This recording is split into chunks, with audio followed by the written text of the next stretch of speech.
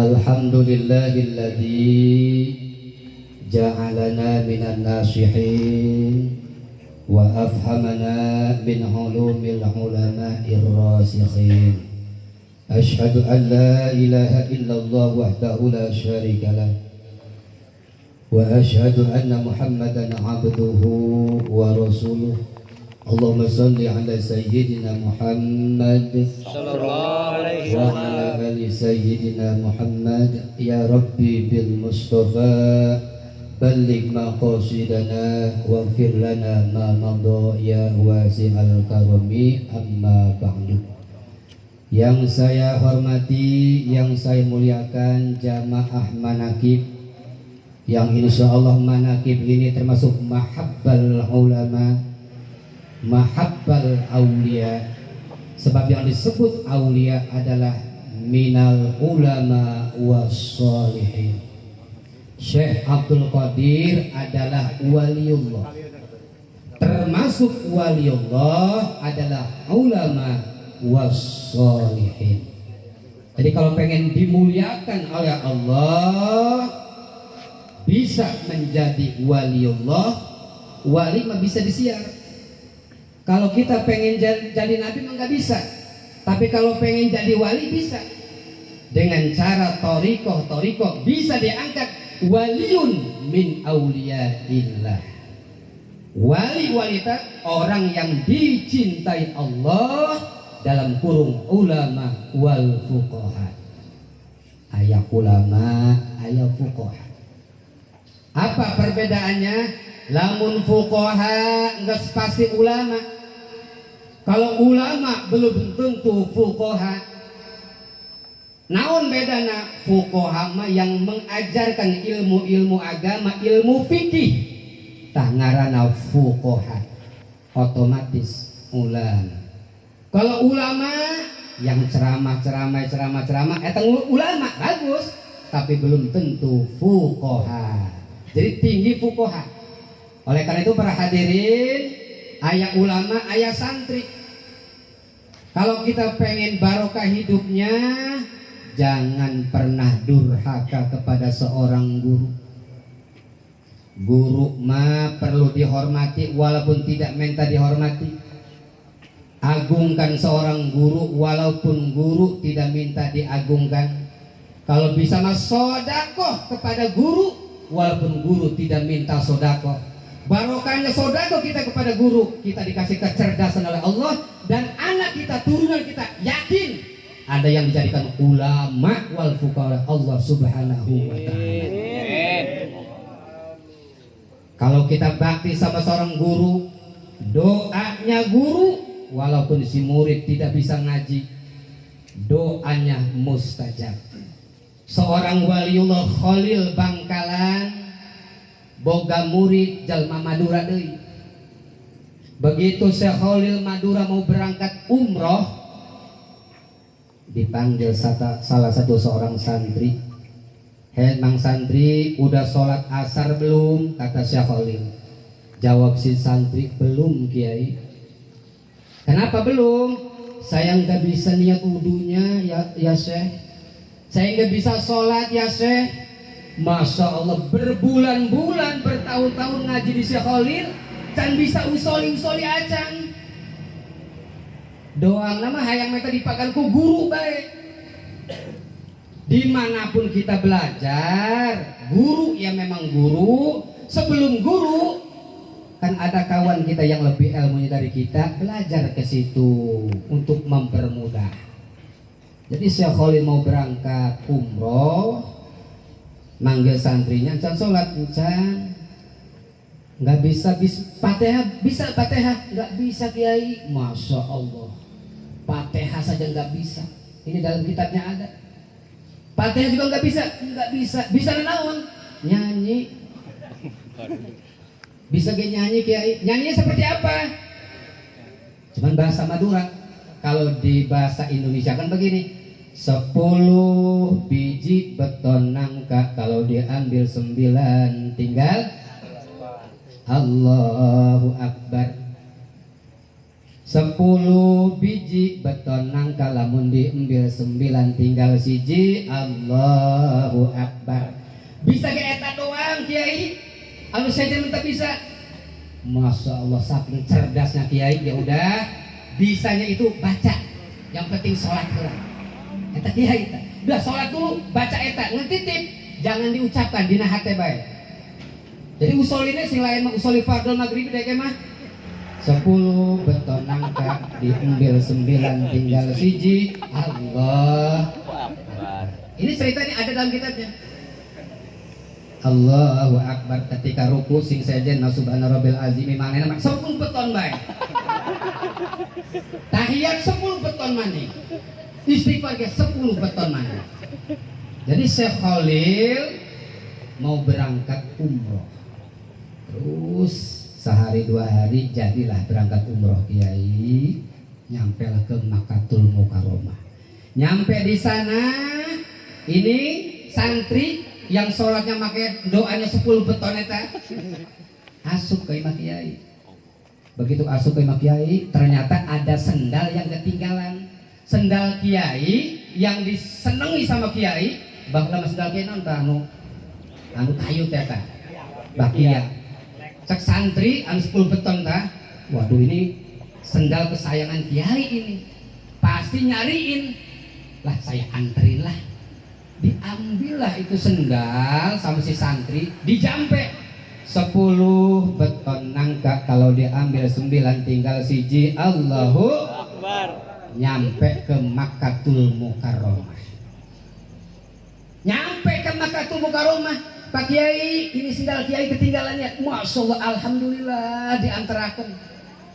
Hei ngomong-ngomong santri bisa kadit, makai naon? Makai tak Kiai 10 beton nangka. Masya Allah kata Kiai. Ya udah, terima kasih. Saya pakai, udah kamu pulang lagi, makai 10 beton nangka deh. Nyampe lah ke Indonesia lagi. Artinya doa guru walaupun murid can bisa ngaji tetap mustajab doa. Artinya jangan pernah durhaka sama guru-guru kita yang pernah mengajarkan kita, walaupun itu ikro kata kita. Ikro itu luar biasa ngajar, ikro itu wayah kabina-bina. Hormati, menghormati guru, ternyata nggak rugi, barokahnya kembali kepada kita. Thariqah Syekh Abdul Qadir Al-Jailani, Thariqah loba sebetulnya, tapi di Indonesia yang terkenal Qadiriyah wan Naqsabandiyah. Saya pribadi tidak Thariqah. Apa sih Thariqah? Thariqah itu suatu jalan, suatu wiridan anu wusul ilallah. Apa saja wiridannya terserah, anu penting wusul ilallah. Saya gambarkan Ustadz Ahmad rumahnya di Bayur Bawah, mau ke Pasar Tugu, atau enakan lewat sini, ya lurus ke sana langsung ke Pasar Tugu. Tapi kalau pribadi saya dari bawah nyampe ke masjid, mengkol kanan bisa ke kecamatan sana ke Pasar Tugu, mau ke sini juga lewat Bayur Bawah bisa. Eta ngaranna Thariqah. Thariqah itu jalan menuju Allah, terserah caranya. Ada cara Qadiriyah, Naqsabandiyah dan yang lain-lain. Jadi intinya mah wusulnya ini, wusulnya pengen nyampe kepada Allah Subhanahu wa taala. Syekh Abdul Qadir tidak terlepas dari membaca 2 kalimat syahadah. Ini Thariqah. Jangan pernah melupakan kalimat syahadat. Mau sholat, syahadat dulu. Sebelum usolli baca syahadat. Sebab kita banyak kufur nikmat. Ketika mendapat uang kerja 200.000, syukurna alhamdulillah, bahkan duit pun dicium. Enggak boleh. Mengucapkan alhamdulillah bagus, tapi lamun duit diambung enggak boleh. Ketika besoknya kerja dapat 15.000, tidak mengucapkan alhamdulillah, malah dibantingakan duitnya. Itu menghina kepada orang yang memberi rizki, berarti syahadatnya, tauhid kitanya goyang. Maka kurang mah kadang-kadang sholatnya tergantung dunia. Kalau lagi kenceng duitnya, si Mansur dia takbiratul ihram mantap. Jalan juga ke pasar mantap kalau ada duitnya. Tapi giliran nggak punya duit, jalan nggak lemes. Takbir juga beda, karena unsur dunianya banyak. Jaga asyhadu alla ilaha illallah wa asyhadu anna muhammadar rasulullah. Ketika kita lahir, syahadat, ujungnya adalah ilaha illallah. Ketika kita meninggal dunia, disyahadatin, ada kan syahadatnya, diazanin, ujungnya la ilaha illallah. Kalau kita lahir la ilaha illallah, hidup mengucapkan la ilaha illallah, begitu meninggal dimasukkan membaca la ilaha illallah, maka insya Allah kita akan selamat minad dunya ilal akhirah. Amin. Satu, jaga syahadat. Yang kedua, istighfar, jangan lupa.